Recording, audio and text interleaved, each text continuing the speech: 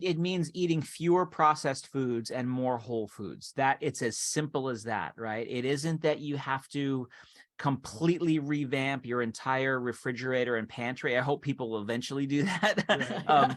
Right. But small steps, right? Baby steps. Let's start someplace, and let's start with getting some of the processed food out and replacing that with more fruits and vegetables, and have a salad, a couple of times a week, and try to get more fiber in and more brightly colored fruits and vegetables. And like those are small little choices that I think sometimes people hear that and they go, oh, that couldn't possibly make a big impact. But if you follow it all the way through this thinking of the whole microbiome gut brain axis kind of thing, what you end up doing is you're taking away a kind of food that is growing the bad bacteria and sending bad signals. You're increasing the intake of a good kind of food that's growing the good bacteria and sending good signals.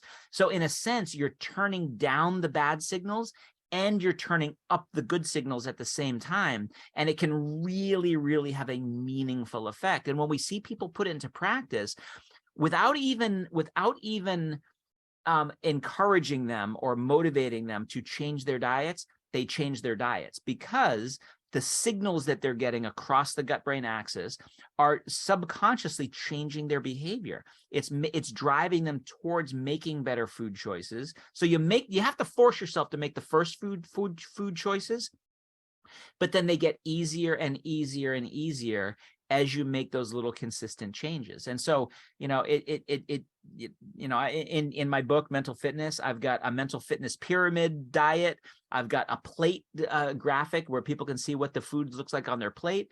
And people look at that, and I think at first it might be a little daunting to say, like, really, half my plate has to be fruits and vegetables? I don't know if I could do that.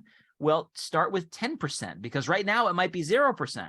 And then pretty soon it can be 20%, and then it can be 30%, and et cetera, et cetera. But those little changes made consistently over time actually add up to massive benefits across your gut-brain axis and for your overall performance.